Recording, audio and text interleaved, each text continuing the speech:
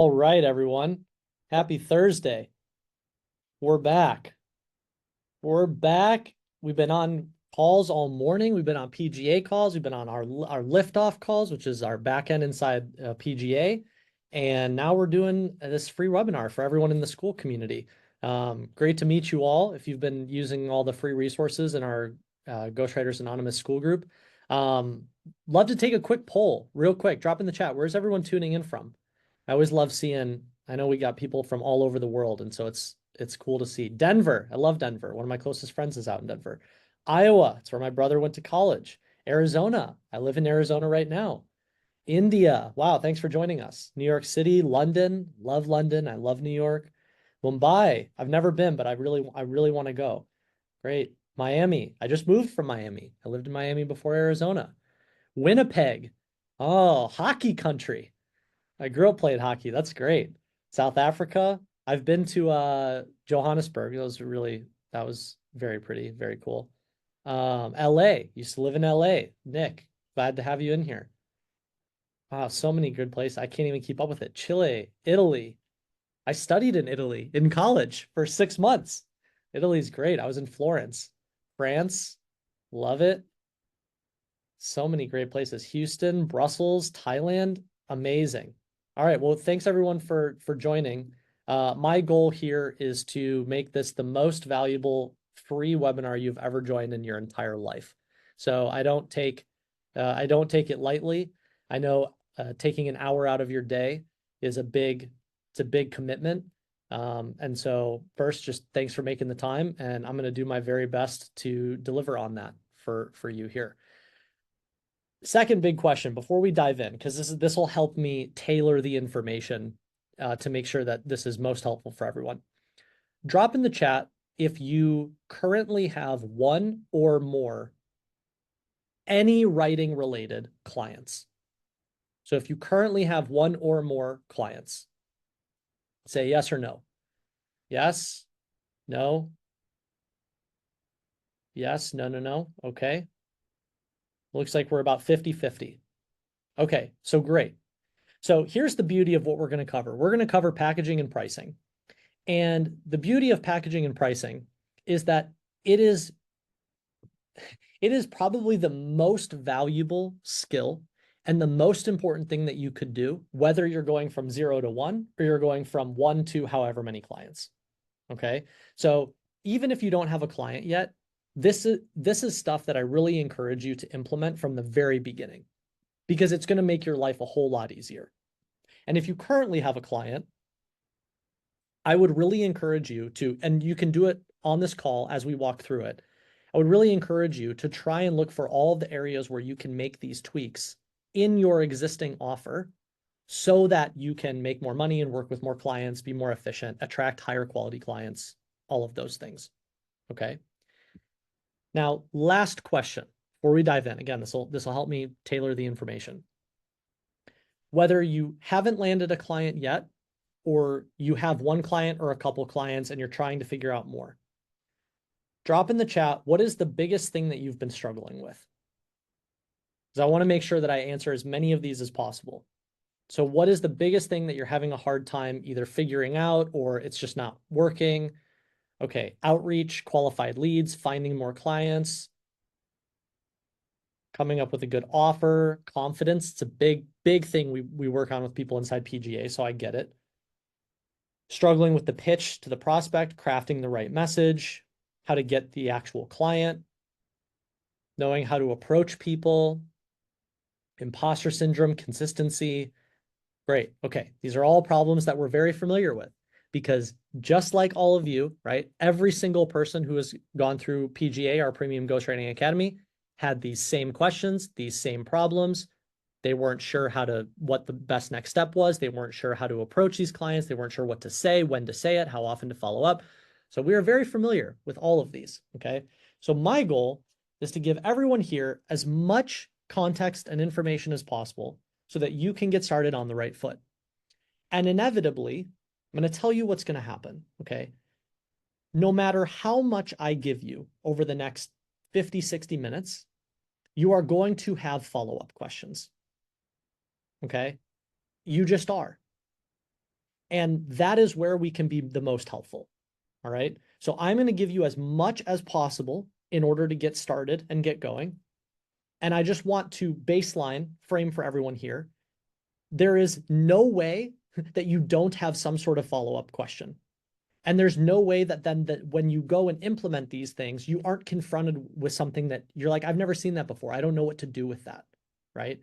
And so I just want to emphasize, like, that is the primary value of being able to be mentored by someone who has already done all of these things.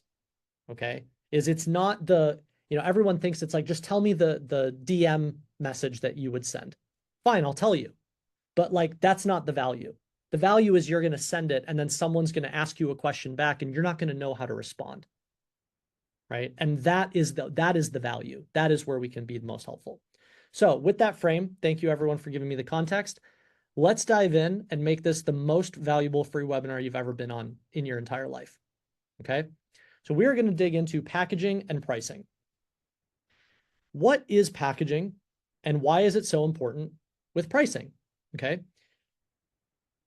For those of you who have clients, drop in the chat real quick. What is your existing offer / how much do you charge right now? Tell me how much you charge per word, how much you charge per hour, how much you charge per month. What do you currently charge? Just drop it in the chat. Okay, 75 bucks an hour, $9.99 a month for various emails, $2K for 12 posts per project, depends on the job. $3,100 per 3-page website. That one's not bad. Per project, 5K per EEC. All right. All right, Connie. I see you've been hanging out. I like it. $75 per thread. About $100 an hour. So 600 or 1,000 per month. Okay, $279 for a 5-part email sequence. 1,000 for 5 LinkedIn posts. Okay. Here's why this is going to be so valuable. The vast majority of you who currently have clients are doing it wrong. And that's okay. That's why you're here. Okay, so I'm going to help you fix that. One of the worst things that you could possibly do as a writer is charge per word, charge per hour. And yes, I guess there are scenarios where you charge per month, but most people do it incorrectly. Okay. If you are charging in one of these 3 ways, the reason that you're struggling so much is because that is the way that you're charging for your services. Okay. So let me explain, and I can do this with a very simple example. Let's pretend everyone here is a current business owner. You run a $10 million business. You've got a giant marketing budget and you can spend money on whatever you want. Okay. Everyone pretend, put your hat on, pretend that that's who you are. 2 writers approach you. Writer A says, I charge $75 an hour. Let me know what you need. Okay. It's how most people think about charging for their services. Writer B goes, I specialize in creating email sequences for fintech companies. And what I do is first audit your email capture system. And by the way, I went on your site and you currently have no way of capturing emails. Then I segment the audience into 3 sub audiences. Then we tailor the newsletter using Liquid to speak to all 3 audiences differently. And then we track conversion rates from the email to your specific product or service.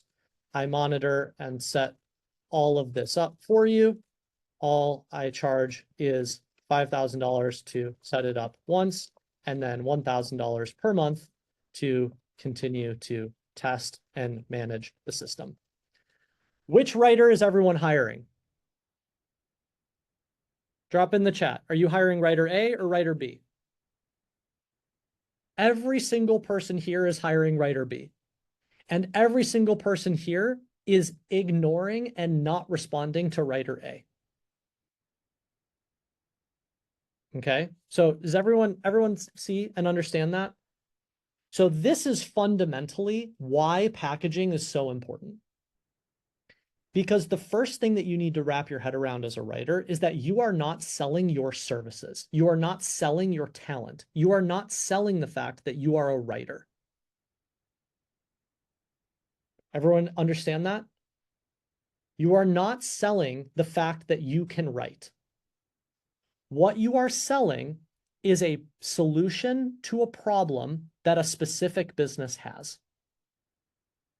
If you sell your talent, you are a commodity. If you solve problems, you are a specialist service. And this is fundamentally what becoming a premium ghostwriter is all about. And this is why so many writers on Upwork struggle, because they go, I charge $30 an hour. I'll write anything you need. Just let me know and tell me. And meanwhile, all the premium ghostwriters are going, I go to this specific business. I can help you solve this specific problem. I will do all of it. All I need is for you to give me some approvals and I'll run the show. And there's a reason why writer B makes 10 times more money than writer A, even if they have the same level of talent. Does that make sense? The skill almost has nothing to do with it. How well you can write has almost nothing to do with how much you earn. Now, I'm not saying be a bad writer. I'm just saying how well you write has very little to do with how much you earn.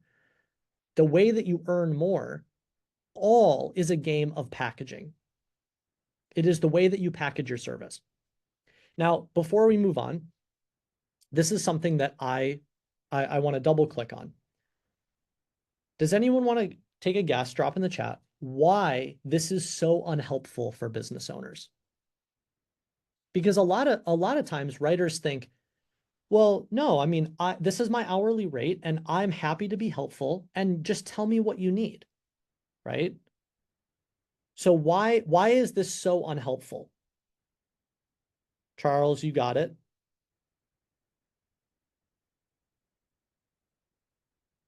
Chat's moving fast. I saw a couple people say it. The reason this is so unhelpful, and this took me a very long time to learn, is that you are putting the burden on the client. Okay? So writer B says, hey, I'm not going to put any burden on you. I identified the problem. I identified where the missing link is, where the opportunity is. I can tell you exactly what you need to do to fix it. I can list off all the things I'm going to take off your plate, and I will make it my life's mission that you don't have to spend any time thinking about this. All you have to do is just pay me the invoice and I'll take care of it. Writer A, on the other hand, goes, this is how much I charge. Why don't you go tonight after you've worked your whole day and when your kids are trying to spend time with you? Why don't you go spend some time figuring out what to do with me? You just put the burden on the client. And so that is fundamentally why writers who charge per word, per hour, or the mistake is they say, I charge per month, but I'll write anything you need. So they're like, I charge $3,000 a month and it's just an open retainer and you let me know what you need. Well, all of those put the burden on the client. And that is why those types of writers attract lower quality, lower paying clients. Okay. So for everyone here, if you want to attract high quality, really kind, really smart, really fun, really interesting clients who also pay you a premium, you have to get out of writer A land and you have to get into writer B land. Okay. Quick pause there. Does that make sense for everyone? Drop in the chat before we continue. I want to make, does that click? Okay, good. Because it is so simple, and yet this is the fundamental mistake that all writers make. It's like my life's mission is to go and educate as many writers on this as possible, because when I started, I was writer A, and I was like, I don't understand how I'm supposed to pay my rent writing blog posts for $20. And then when I understood packaging and pricing, all of a sudden, I became one of the highest paid ghostwriters in the world. Okay. So I'm telling you that this is the separating factor. Okay. So let's continue. Everyone understand this? Great. Okay. So now you know I need to create a packaged service. So how do you create a packaged service? So first of all, what does a packaged service really mean? A packaged service means you, over and over and over again, it means that you perform the same service the same way for the same types of clients. Same service, same way for the same types of clients. Okay. This is a different way of saying you niche down, because it is fundamentally impossible for you to package a service if you are constantly doing different things for different people. Okay. So let's go back to our writer A and writer B. Writer A, this is what writer A's inevitable situation looks like, especially as like your average freelance writer. So they have one client paying them, we'll say $2,000 a month for, 4 blog posts. Then they have another client paying $1,500 a month for 4 weekly newsletters. Then they have one client paying them, $500 per X thread. And then they have one client paying them $250 per call, giving them feedback on their web copy. Okay. Drop in the chat. Drop in the chat if this is you. If this is some variation of what you do. You have a couple different clients, and each one you're doing something different for, and you're doing it at different price points, and they work in different industries, and right? Okay, so at least a handful of people. Okay, you're doing it wrong. Okay, that's why you're here. Good, we're going to fix it. Okay, if this is what your client list looks like, and for everyone who doesn't have a client yet, I promise you that this is what it would look like. If you don't implement what I'm telling you here, this is the future. This is what your life will look like. Okay. And the reason is because writers, first of all, they don't understand this. And because they don't understand this, they live in a constant state of scarcity. So instead of going to a specific type of business and saying, I know how to help you with a specific problem, they create an Upwork profile. They say, I charge $30 an hour and let me know what you need. And the result of being reactive like that is, first of all, you don't have any pricing power, right? You're essentially saying, hey, client, tell me what you need me to do and I'll do whatever you need, which inherently means you attract lower quality, lower paying clients. Because you attract lower paying, low quality clients, you feel like you have to take every client that comes your way because you don't know where the next one's going to come from. And so you're always saying yes to whatever thing the person asks you for, which fundamentally means you end up in a place like this. You're just taking whatever you can get. And when this happens, it might look like you have 4 clients, but this is where you are actually the least productive and the least profitable, because each client has a switching cost, right? Writing blog posts is different than writing newsletters. Writing newsletters is different than writing threads. Writing threads is different than reviewing someone's web copy. Working with one client in health and fitness is very different than another client in fintech, which is different than a client in biotech, which is different than a client that has a marketing agency. And so why you hear that trope so often, where freelance writers are like, I'm burned out, I'm underpaid, it's so hard to make a living as a writer. I can tell you exactly why that happens. Because these decisions lead to one negative outcome to the next. And so because you're taking whatever you can get, you end up with this very messy client load. Okay. Now let me show you what the ideal scenario is. And this is what we train every single ghostwriter on in PGA. This is what your client load should look like.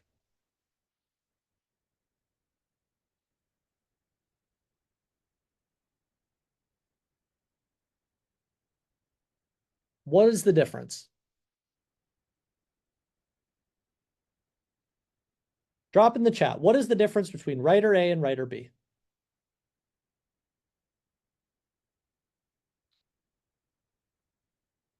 It's the same service, the same way, and ideally for the same types of clients. Okay. So there's a couple things that happen when this happens, right? So first of all, let's go the benefits here. What are the benefits of this?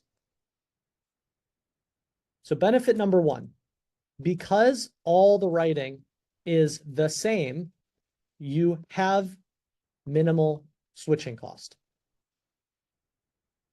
You don't have to really change how you're thinking when you're going, I'm writing an EEC, now I'm writing another EEC, right? The same thing's true if you replace this. This could be anything. Here's another example.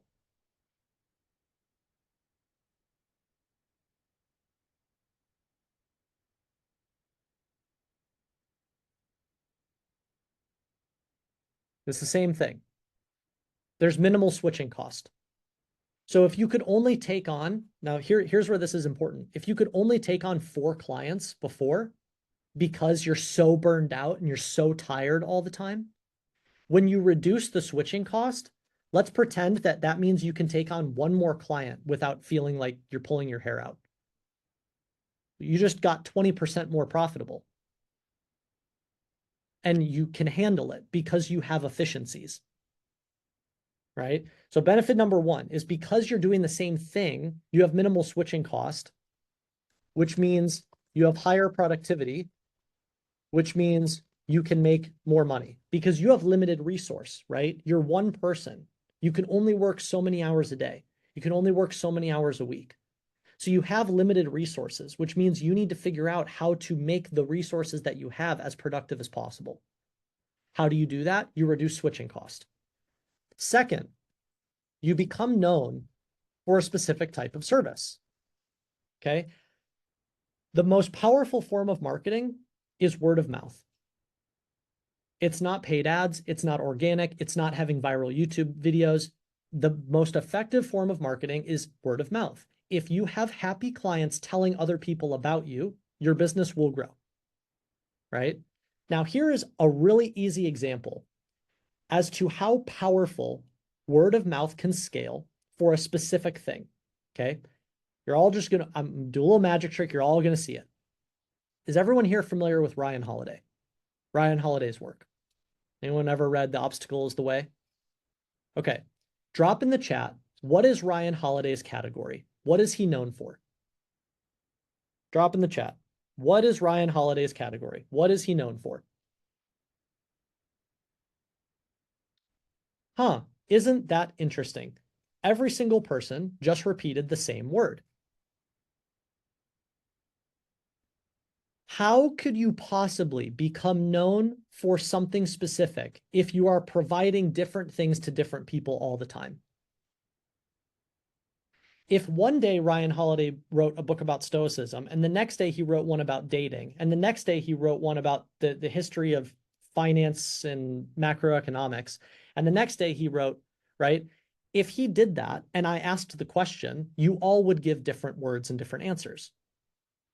The reason that everyone says the same thing over and over and over again is because he's become specific and synonymous with one specific thing. So when you perform the same service over and over and over again, you become known for that specific service. All of a sudden, you're the email guy, you're the LinkedIn gal, you're the whatever people associate with you, you become known for. Okay? Third benefit, you become known in a specific industry. So let me tell you a little secret. All the course creator people all know each other. All the big YouTubers all know each other. All the top ghostwriters know each other. All the fintech entrepreneurs know each other. All the people in crypto know each other. All the top people trading NFTs all day know each other. Anyone seeing a trend here? The trend is that the more time that you spend in an industry, the more that you become known for that industry and the more that you meet and understand who the other players are in that industry. Okay. So whenever you see someone really just, it's like, wow, they have so much opportunity. The vast majority of the time, it's because they're doing the same thing, the same way, for the same type of client or business in a specific industry. Okay. And so when you're the average freelance writer and you're just doing whatever for anyone whenever they ask for it, you're not allowing any of these things to compound. You have no compounding, right? You don't learn the people that are in that specific industry. You don't learn how to speak that industry, which leads to the fourth benefit is you acquire what we like to call an information advantage. Okay. So does anyone here currently write in a very obscure industry? Something like it could be cryptocurrency, it could be agriculture, it could be anything obscure. Forensic science. Okay, workers' comp medical billing. That's a great example. Thanks, Connor. Okay, workers' comp medical billing. If you work in that industry, you understand things about that industry that the vast majority of everyday people do not. When you have an information advantage about an industry, your value and your perceived value as a service provider goes up dramatically. Okay, so an easy example would be like, I'm a freelancer and I write anything for anyone. That's writer A, right? Writer B is I've been a ghostwriter in the financial world for 5 years, and I specialize in writing education for finance companies on the internet without getting flagged by legal. Okay, for everyone here who hasn't worked in finance, I've had a bunch of ghostwriting finance clients, so I know this. I have a small information advantage. Part of why financial companies struggle so much to create content is because their legal team is constantly telling them what they can and can't say because they don't want to get in trouble. So if you're a ghostwriter and you go to a financial company and you say, hey, by the way, it's not just that I write and I create this content and I help you with this thing, but I actually understand how to do it in a way that your legal team doesn't constantly flag you and tell you you can't say that. Well, how much more valuable are you to that company than writer A? You're more valuable by a factor of 10. And it's because you have a small information advantage, right? You speak their language. So for everyone here, the whole game is to identify where you have an information advantage. Now, does that mean you have to be working in an industry for 15 years? No. Here's a really easy and fun example. I was obsessed with trading Pokemon and Yu-Gi-Oh cards when I was a middle schooler. I could go ghostwrite for trading card companies because guess what? I spent 6 years of my childhood life obsessing over Pokemon cards and Yu-Gi-Oh cards. That is an information advantage. So do you need to be a professional? No. Do you need to have some certification? No. Do you need to have worked in the industry for 15 years? No. You literally just have to know more than the average person. Okay. Now I can see the objection and the question over and over and over again in the chat, which is, but Cole, isn't that going to pigeonhole me? Isn't that going to weed out so many potential clients? What if I don't want to get specific, right? If I told you tomorrow that 10 people wanted to work with you, you would have a panic attack. You actually wouldn't be able to immediately start working with all 10. So the default and the faulty belief is that everyone thinks they need more than they do. First. The second faulty belief is really misunderstanding how much opportunity there is in each individual niche. And so here's the irony about niching down. And I've learned this, I've mentored 10,000 plus writers at this point, and I can't tell you how many times I've seen this. Okay. Niching down irony. Everyone ready for it? Can't tell you how many times I've seen this. If I say to you, So you say, I want to go after a lucrative niche. Just tell me what it is. And I tell you, here's a super lucrative niche. Go after XYZ. Just here's the answer. Go do it. If you see someone, if nobody is doing it, you say, that's too small. There's no opportunity there. And if somebody is doing it, you say, someone is already doing it. It's too saturated. So which one is it? Is it that there's no opportunity or that there's too much competition? And this is the irony of whenever people get into the, I don't want to get specific, I'm not going to have enough opportunity. You have two opposing things fighting in your brain at the same time. Okay? So which one is it? Is it that there's no opportunity or there's too much competition? I'll give everyone here a really great example. Anyone here listen to the podcast My First Million? They had a guy on there. His name is escaping me.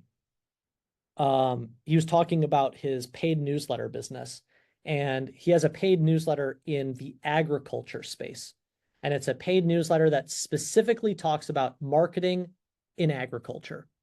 So how do you market a farm? How do you market new products and services specifically in agriculture? I'm sure this is a blended number from other parts of his business. The paid newsletter does 20 million a year.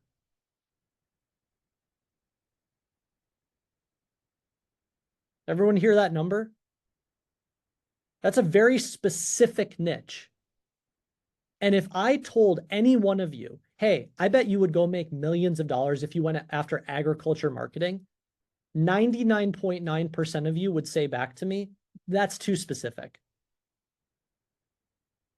Specificity is the key. Specificity is where all the compounding is. Specificity is where you differentiate yourself. Specificity is how you become known for a niche you own that everyone continues to refer to you over and over and over again. Okay. Now, here's the irony of specificity. I don't have the book on my desk. If anyone has read the book Positioning by Al Ries and Jack Trout. Okay. Now, here's the irony of specificity. Specificity is like a constellation.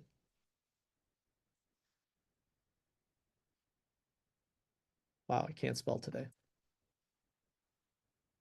So here's what that means.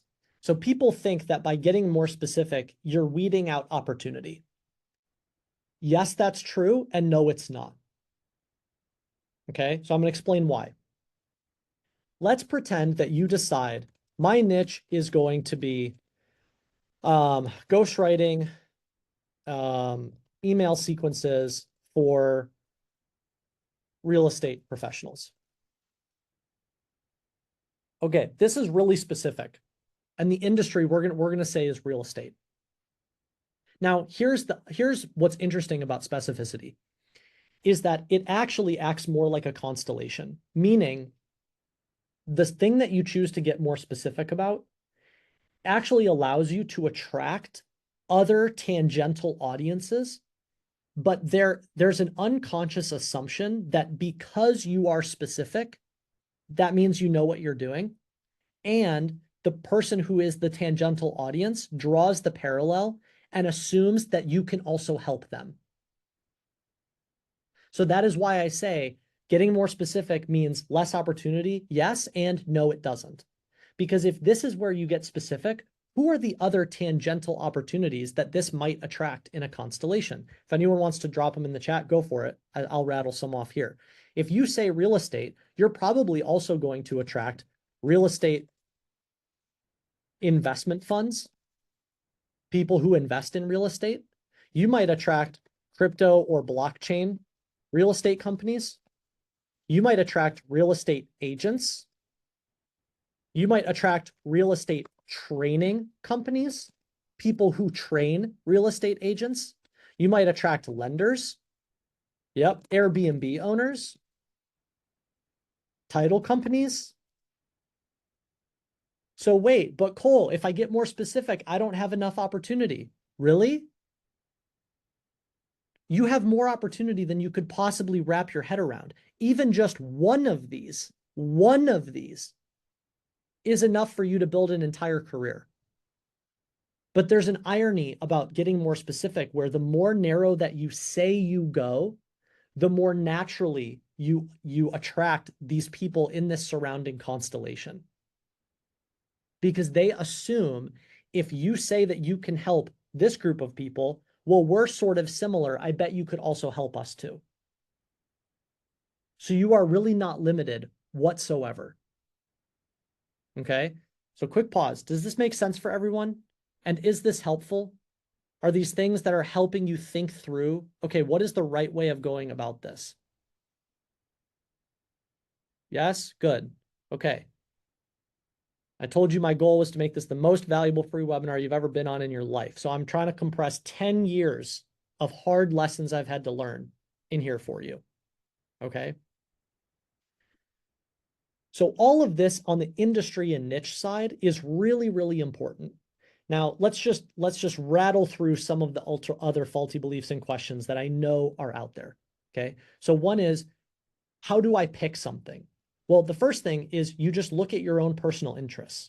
You start with what jobs have you held? What careers have you worked? What are things that you're personally interested in? How did Ryan Holiday decide to start writing books about Stoicism? He really liked reading Marcus Aurelius. It was literally that simple. Okay. So you don't start with how do I find a niche or an industry by going, everything is an option. No, you start with where you have some information advantages. Where have you worked before? If you've worked in that industry, you probably have a small information advantage. You should start there, right? If you have a personal interest in something, if you're a hobbyist, you should probably start there, right? Okay, but here's the follow-up. But I have too many interests. Okay, so first of all, pick one. There's no right or wrong answer. You just pick one and get going. Second of all, is what you do is you stack rank them and you look for the one that you know the most about. Because sure, I'm interested in a lot of things. That doesn't mean that I know that much about them, right? So for everyone here who's asking the question, I want to make money as a writer and I would like to make money as quickly as possible. The answer to that question is start with what you already know about. Then over time, sure, if you decide you want to move on to something else, by all means, go for it, right? You can do that. This is not a marriage decision, but all of the compounding and all the rewards come from people who specialize. Period, full stop, end of story. That is the summary of the game. Okay. So then follow-up question. Yeah. Does your content have to revolve around the industry? It doesn't have to, but would that make your ship sail faster? Probably. Right? So my goal, and this is something I talk about all the time inside our Premium Ghostwriting Academy too with other writers. My goal is to tell you, look, here are the ways to think about these things. Now, obviously, you can make whatever decision you want, but my goal is to give you these different containers of how to think about it. And something, I've spent the past couple of years thinking a lot about this. And something that I notice writers really, really struggle with is on one hand, they say, I want to write what I want to write about, and I want to write what I'm super passionate about.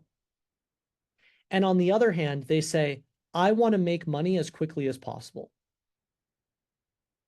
And the answer is usually not both of them. Okay, this is a really hard lesson that you're all going to have to learn. Writing for passion is 100% okay. And I encourage everyone here to do it. But you can't say, I am the most important person in the room. I want to do what I want to write about. And why aren't other people paying me? You can't say that, right? If you want to make money as quickly as possible as a writer, you are not the most important person in the room.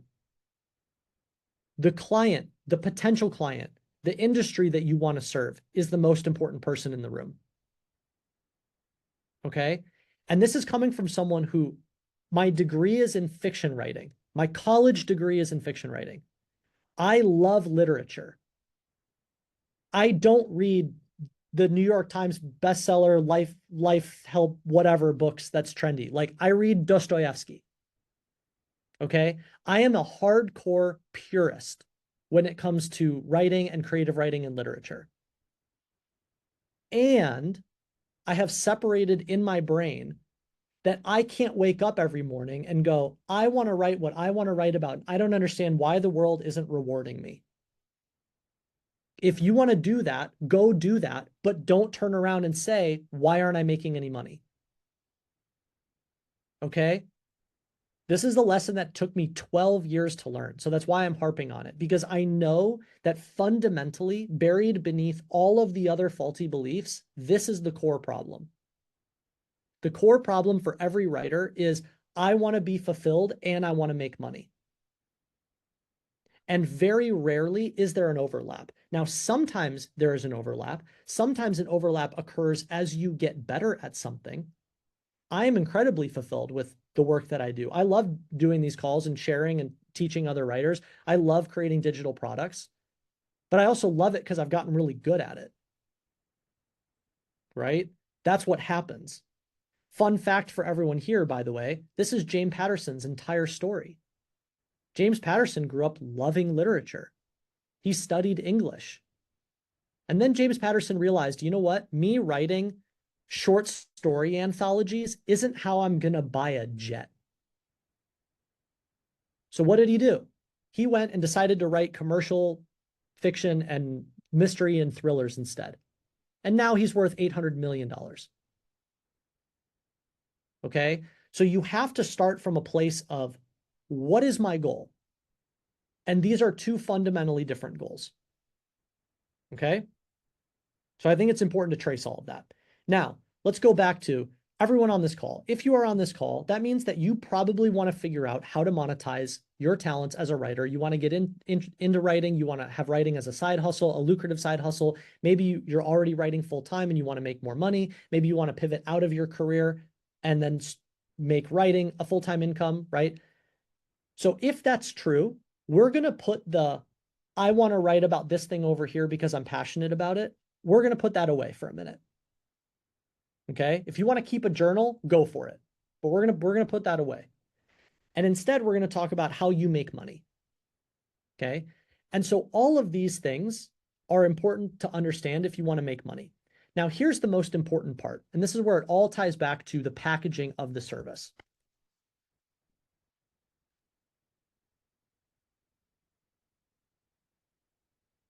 Can you serve more than one industry? Sure. If you specialize in one industry, could you help someone else in a completely different industry? Sure. But the most important part of packaging and pricing is that you provide the same service or related services. Okay. Now, let me explain why. When you're coming up with an offer stack for a service, the bottleneck to creating a valuable offer stack is understanding all the pieces that go into it. Okay. So we're going to do a little exercise real quick. And I'm trying to think, anyone that's on the PGA team, if you're on this call, to drive home the point, I want you to participate too. Okay.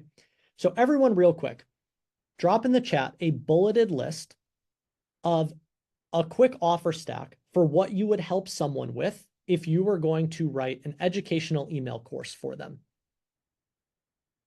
Drop in the chat. Couple bullets. What is your quick offer stack if you were going to build an educational email course for a client? What are you going to help them with?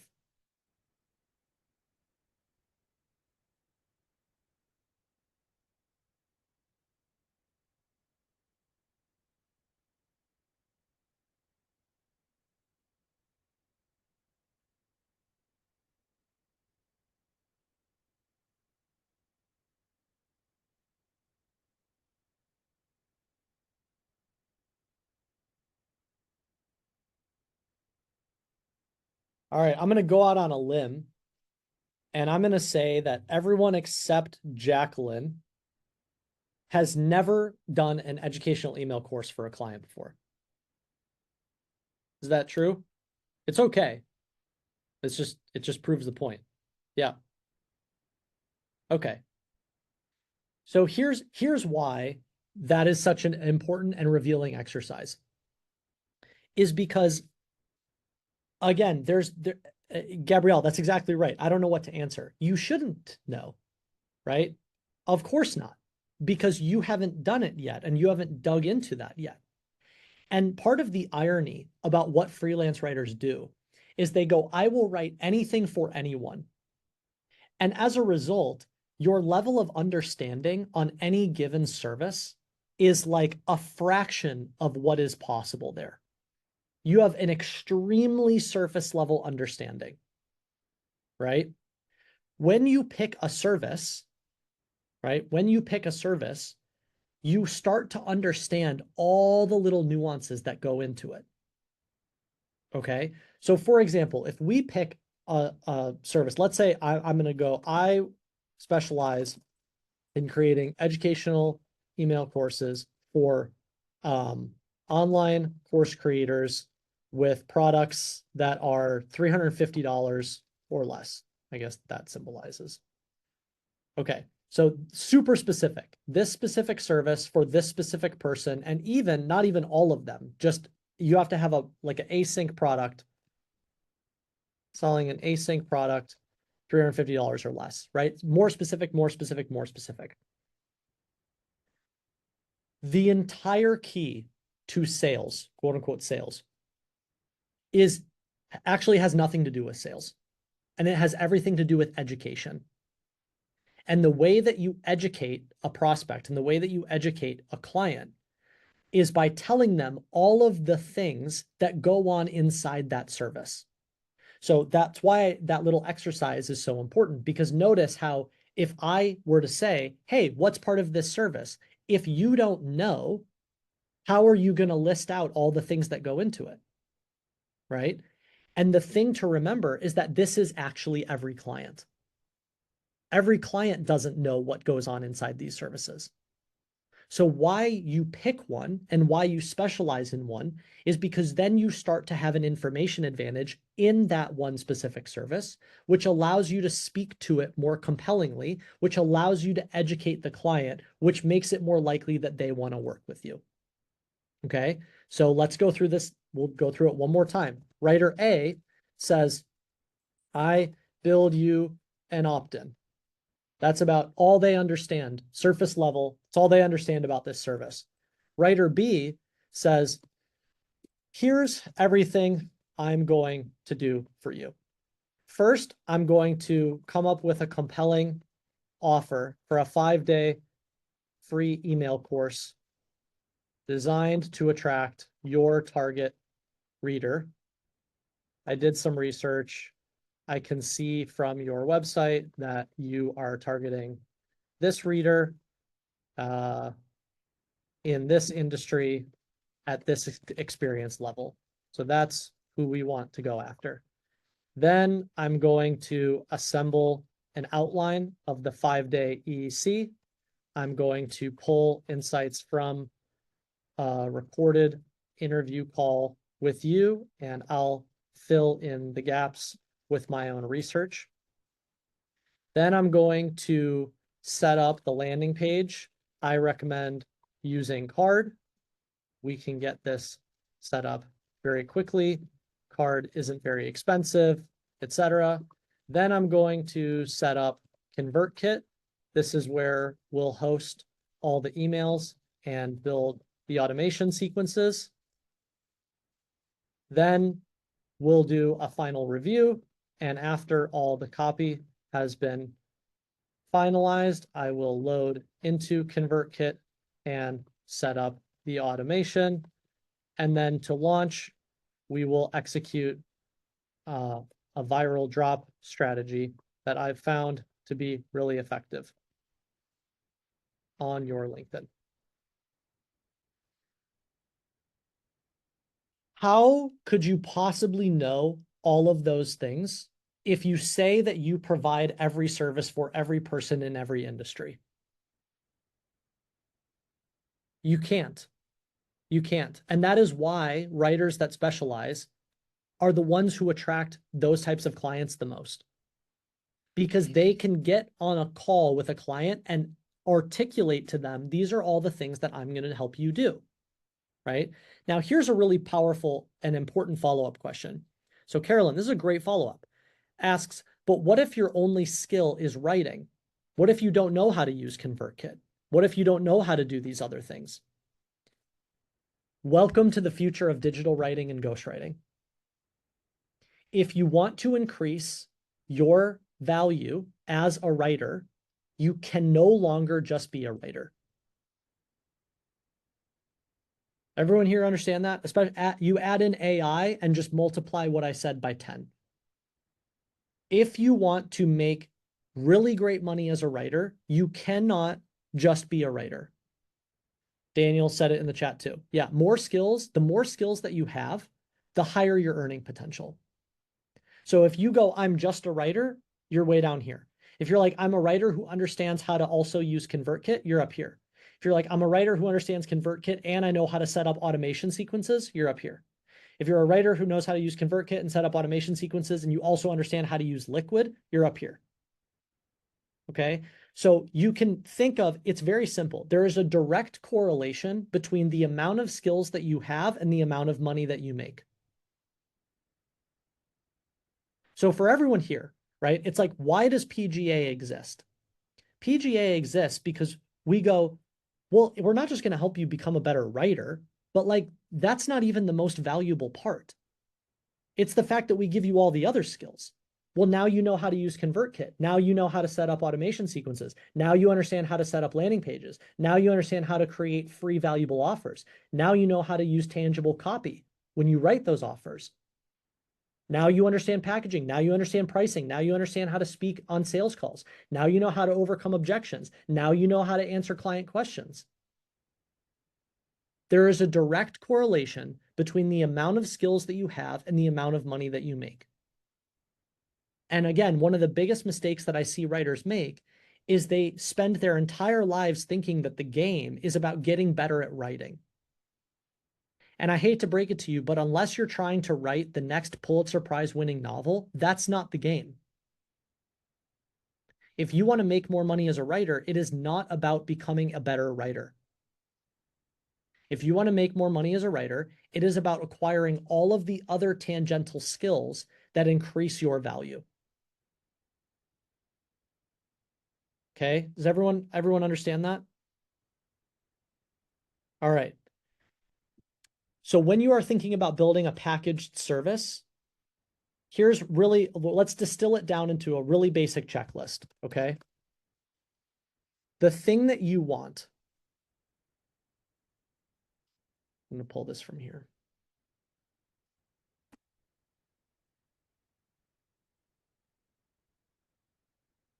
Same service. Here are the services that I would recommend. If you want to make the most money possible as a ghostwriter as quickly as possible, the big three are: you build educational email courses, you write weekly newsletters, or you create social content. And I would focus on X or LinkedIn. The fourth and the nuanced, the more advanced one would be like advanced email sequences. So these, I would do this later after you've done the big three, but the more advanced, this is where you would have like book a call sequences for sales organizations. You might have FOMO sequences going into like a cohort-based course or a product launch. You might have like a 10 or 20 educational email sequence going into a product launch. There's all sorts of other, you might have an abandoned cart sequence. There's all these other advanced ones.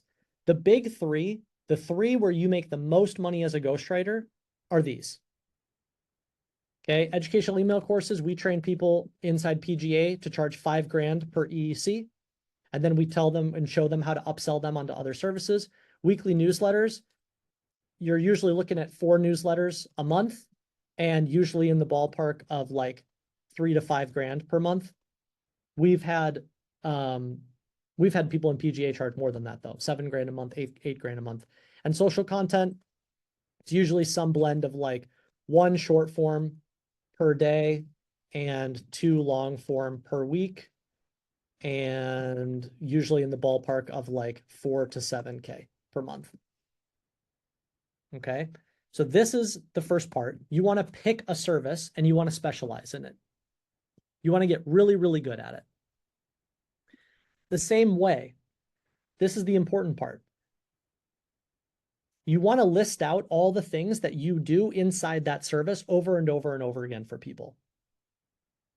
Okay, so if you pick educational email courses, you're like, this is my checklist. These are all the things I do for you. If you write weekly newsletters, you make a list. These are all the things that I do for all of my clients, standard procedure. If you write social content, you make a list. These are all the things I do for all my clients, standard procedure. FYI, inside PGA, we literally just give all this to you. We're like, this is the service. This is how much you charge. This is the offer stack. This is what you say on the sales call. Like, we just give it all to you. Okay. Now, here's the important nuance around the same way. You want to avoid what I like to call custom orders. So this is where a client walks in and goes, yeah, I would love for you to write my weekly newsletter, but I was wondering, could you also add in infographics? No, no, no, no, no, no, no. Because now you're not offering a packaged service anymore, right? It's like going to McDonald's and everyone's like, I just want a cheeseburger, a cheeseburger, a cheeseburger. And then one person walks in and is like, is there any way that you could take the meat from the cheeseburger and make me like a spaghetti bolognese? Right? It's like, technically, I guess, could you? Yeah, but like, that's not what you would do. And that's not what the restaurant would ever do. Right? And yet this is what writers do every single day. The writer's like, I run a shop that does this. And then someone walks in and is like, could you do the exact opposite of that? And they're like, you know what? Why not? Why not do something completely different for you? And you don't realize that you just cut the efficiency of your one-person writing business in half. Okay. So the same way is you want to avoid doing custom orders. Okay. And then the same types of clients, you ideally want to perform the same service the same way in the same industry over and over and over again. This is how you become known for a niche that you own. And again, I just want to reinforce for everyone, there is a constellation surrounding any industry that you pick. So just because you start digging into a specific industry doesn't mean that you weed everybody else out. You have to look at the constellation and what are all the tangential opportunities that hover around that industry, because you can work with them too. Okay. And when you have all of this, this is what makes it very easy to just say, and I charge $5,000 or, and I charge, $4,000 per month. You've given all this context to the person.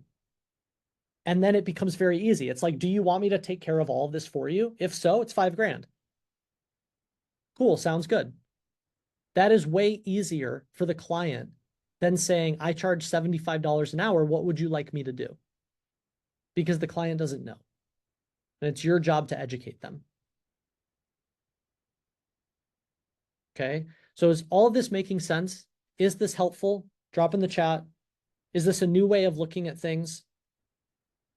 For everyone here, if you've been making these mistakes or if you're currently making these mistakes, I don't fault you at all. Nobody explains this to you. No one teaches you this. These are all things that I had to learn on my own. It took me a very, very, very long time. It's very hard. And that is why I'm so passionate about helping other writers not make these mistakes, because these were literally life-changing for me. I went from living in a really, really dumpy apartment in Chicago, making minimum wage, trying to build a side hustle selling blog posts for $20. And then all of a sudden, I started to understand packaging and pricing, and I started to learn about this, and I repositioned myself as a ghostwriter, and I started selling the same package service over and over and over again, and I generated millions of dollars. When I built my ghostwriting agency, our ghostwriting agency scaled to $180,000 per month.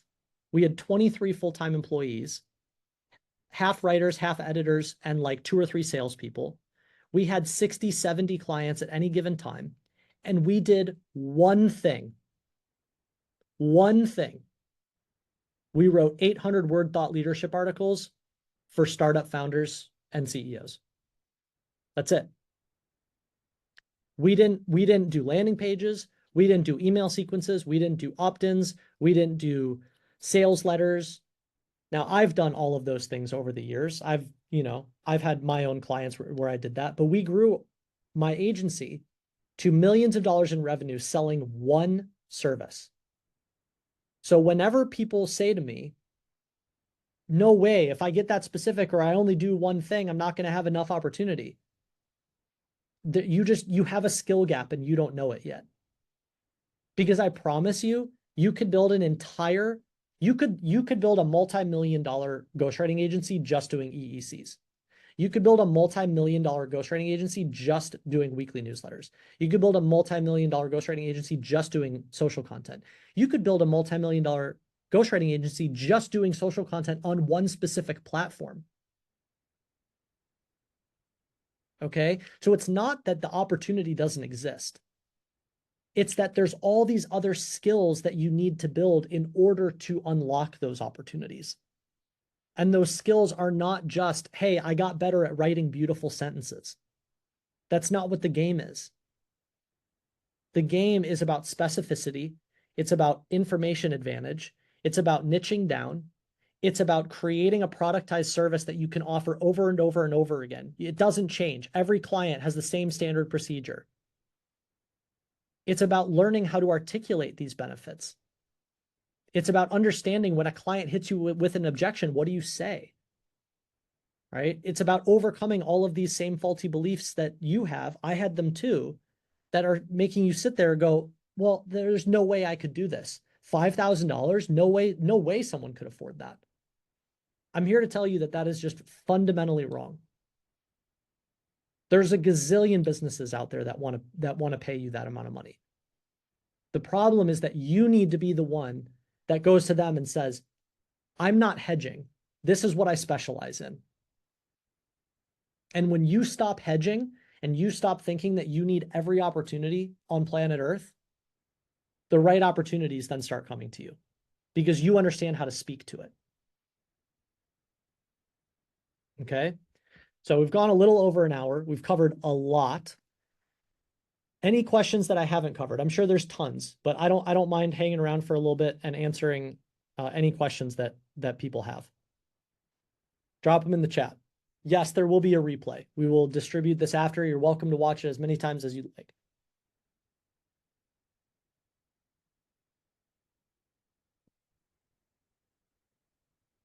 All right, let me pull a couple of these. All right, so Jonathan, question about selling outcomes. Writing thought leadership articles, want to focus exclusively on that, but delivering an article isn't an outcome. Okay, this is a cool question. I don't even need to read the rest. I understand it. We have been covering this for the past like 3 weeks in PGA. It's a great question. So the thing that a lot of ghostwriters don't understand is that when it comes to educational assets, thought leadership articles, educational email courses, weekly newsletters, social content, right? The outcome is very simple.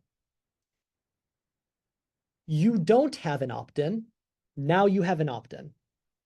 You aren't creating social content. Now you're creating social content. You don't have a weekly newsletter or your newsletter isn't consistent. Now you have a weekly newsletter. So much of the internet game, you have to remember the first step is that most people aren't even in the game. They're not even playing. And so a lot of times writers think that they need to promise like, I'm going to get you X amount of leads, or I'm going to get you X amount of customers, or I'm going to guarantee that I generate X amount of revenue. You don't have to. I tell this story all the time. I built my entire agency by not promising a single outcome. Not one. I never said I guarantee you this amount of views. I never said I guarantee you this amount of email subscribers. The only thing I said is that you're a founder. You want more people to know who you are in your industry on the internet, correct? Yes, great. Right now, you're not doing it. We're going to help you do it. That is the outcome. You are not playing the game. Now you're playing the game. Okay. It is so simple, but it is a very hard thing for a lot of people to understand, especially when you're pitching and working with startup founders or high net worth individuals or business owners of sizable businesses. Okay. The outcome is that they just aren't doing it.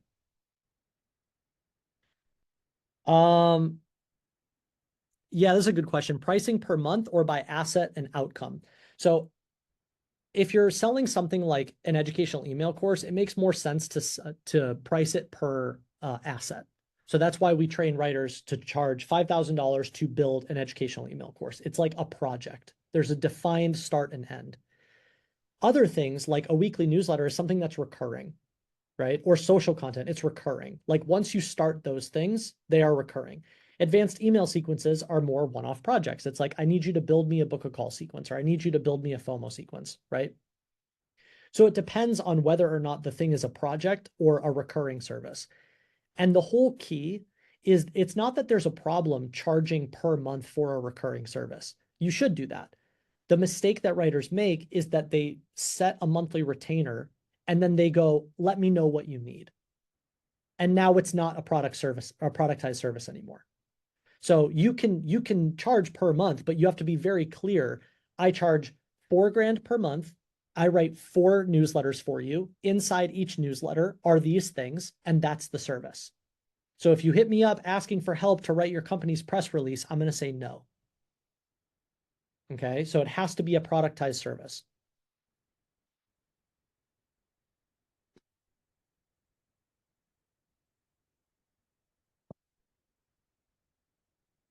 So when you say do not take custom orders, does that mean we only write and leave the design for the company? So this is where it depends on your service and on your offer, right? You might make your offer, hey, I specialize in writing and creating visual weekly newsletters. So not only do I write it, but I also work with Canva, or I work with AI, or I have like another contractor I work with, and we actually build visuals to visualize the different things that we explain in your weekly newsletter. You might come up with that and go, that's a cool differentiated service. If that's what you want to offer, then by all means offer it, but just productize that and say, that's what I do for every client, because that's then what allows you to build efficiencies, right? What you don't want to do is say, I write weekly newsletters, and then one client comes and says, hey, could you actually visualize some of these in our newsletter? Well, now you're asking me to make you spaghetti bolognese, right? And it's not a productized service anymore. So you have to create the discipline of saying, this is what I do and this is what I don't do. All right. Yeah. So the whole removing the why hire a writer if AI can do it. For every person here, if you want to increase your defensibility and increase your defensibility as a writer, I'm telling you right now, the way to do that over the next 10 years is all of the tangential skills around building these different assets, not just writing them. Now, obviously, there's still value in the writing, right? But AI is your friend. AI is going to make you more productive. But the thing that is going to be harder for business owners to replace is they can't really open ChatGPT and say, hey, could you create me a card account? And then could you also set up this landing page? And then could you also connect it to ConvertKit? And then could you also set up the automation sequence? And then could you also set... That's going to be hard. And even though I can already see signs where, pretty soon we're going to have agents and operators and AI tools that could probably even help with that, I'm telling you, it's going to be 1% of companies on planet Earth that are even going to know that that's possible. Most people don't even know that you can set up a filter in their Gmail. You think they're really going to know like how to set up an AI agent to connect multiple platforms? No. So it's not like all these things are going to evaporate tomorrow. But the way that you make yourself more defensible is that you acquire these other tangential skills. You're not just a writer anymore.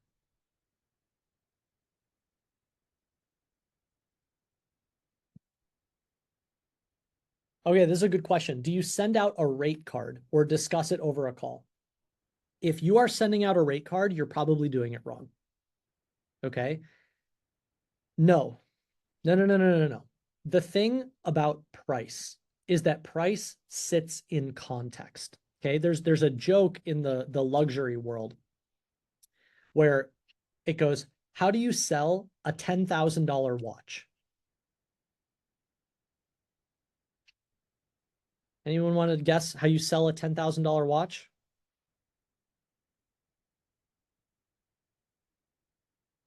You put it next to a $100,000 watch. If I tell you that this watch is $10,000, every person here is going to go, that's really expensive. But if I put it next to a $100,000 watch, all of a sudden that seems like a pretty affordable watch, right? And so the whole key with pricing your services and explaining the value. This is the last thing I'm going to give everyone here, because we could talk about this for hundreds of hours. Okay, this is the last thing that I'm going to give everyone here. Before you tell someone how much it costs, you have to first ground them in the problem and the opportunity. Okay. So I'm going to give everyone here, this is high level. This is like the outline of the script that we train all writers in PGA on how to execute. When you go on a sales call, this is the high level outline of what you would speak to with the client. You do not say, hey, here's my rate card. Here's how much I charge. Let me know. No, no, no. That's like the biggest mistake you could possibly make. You never say the words, let me know. Okay. Instead, here's what you do. You go to the client and you say, problem. I took some time and I identified a problem that is probably either costing you money or leaving money on the table. Okay. It's either upside or downside.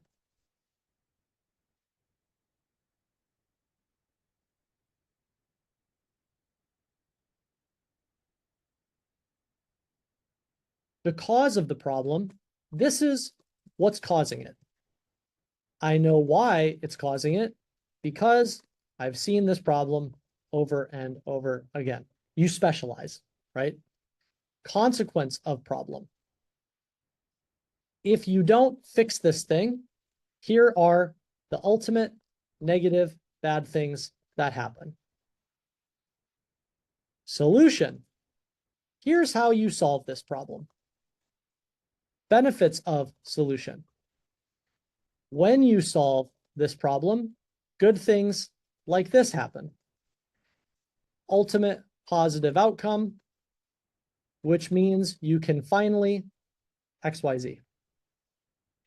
This, if the prospect doesn't understand and isn't educated on the problem, they can't care about the solution. Okay, let's say that again.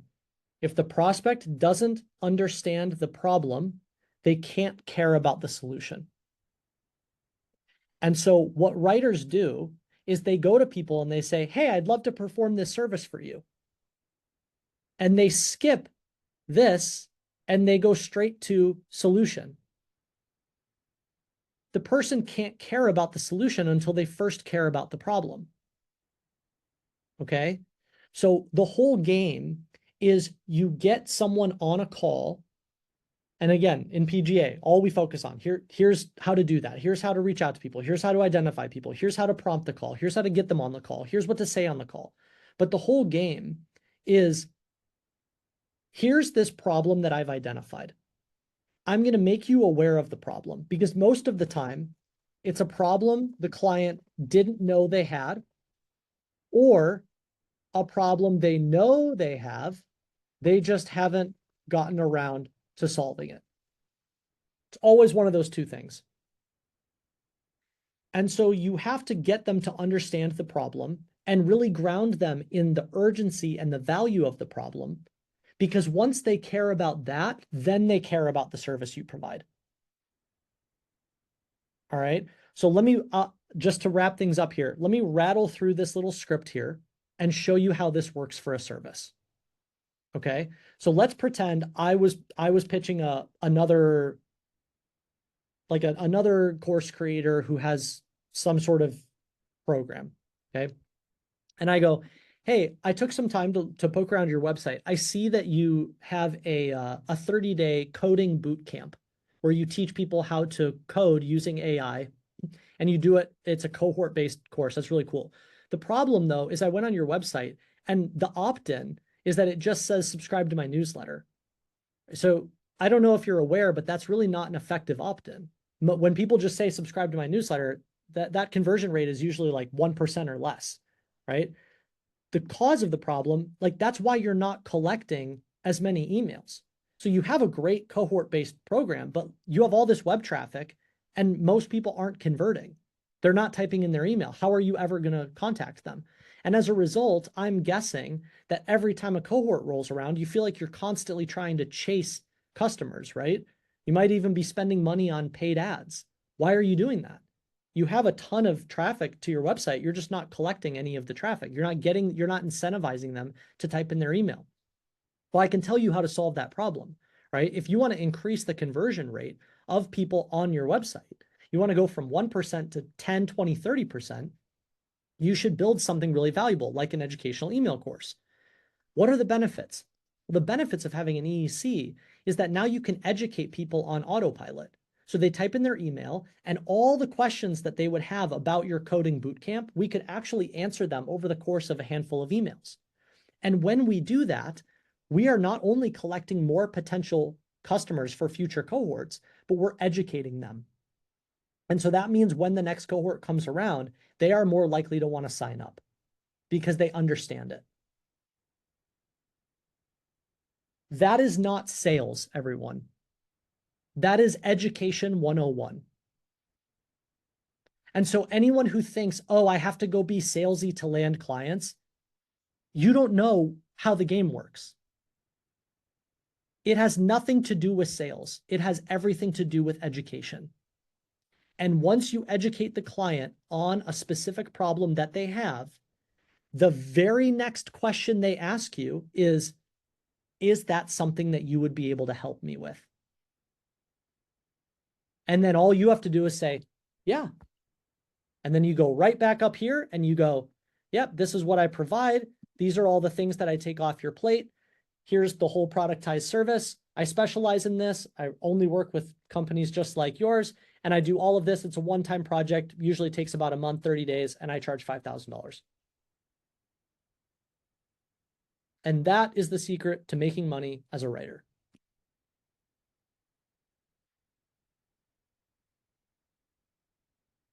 So was this helpful? We're going to break. Daniel, if you want to drop some resources for people. Is this helpful? I said my goal was to make this the most valuable free webinar you've ever been on in your life, and I hope I delivered on that.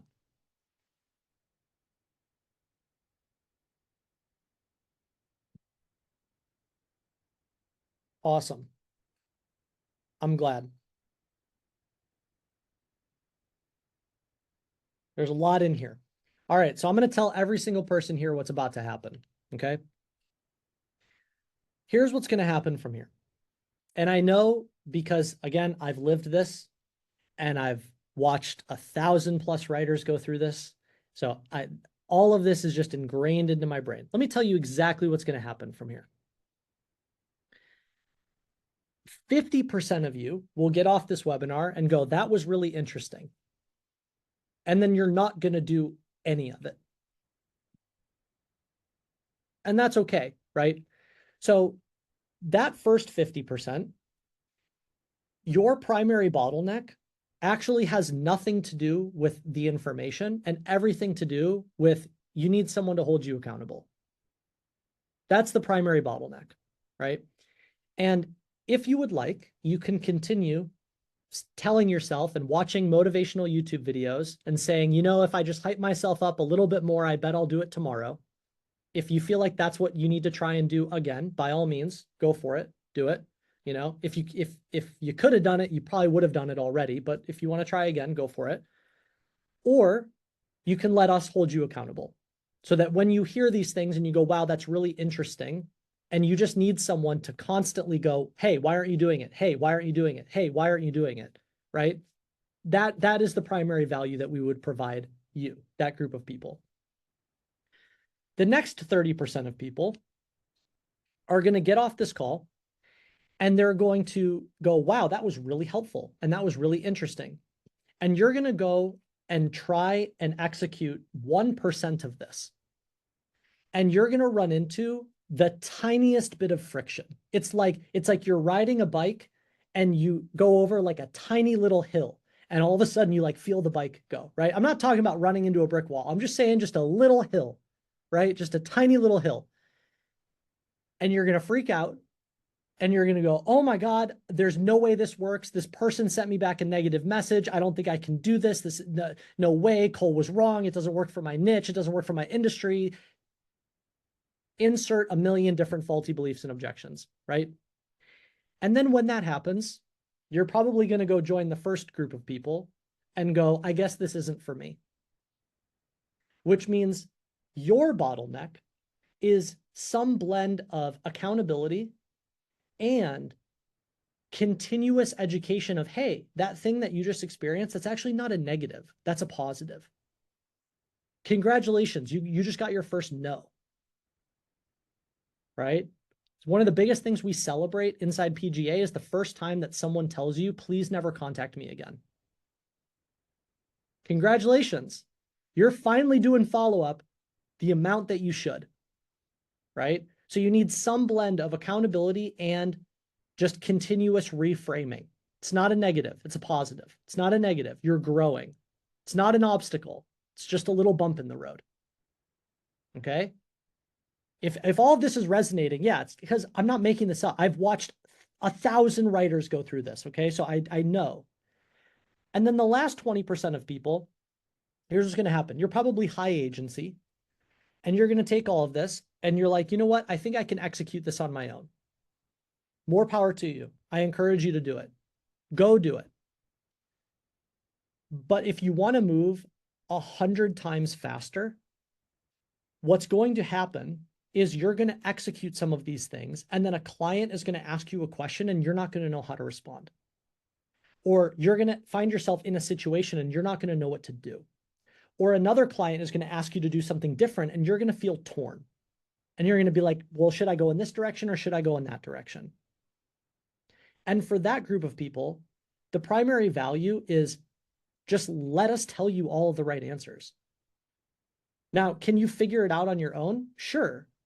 Just you're going to make the wrong decision over and over and over again, and then you're going to learn. And so instead of paying for it with money, you're going to pay for it with time, and you're going to pay for it with frustration. You're going to pay for it with doubting yourself, right? And so it just depends on which way you want to pay for it.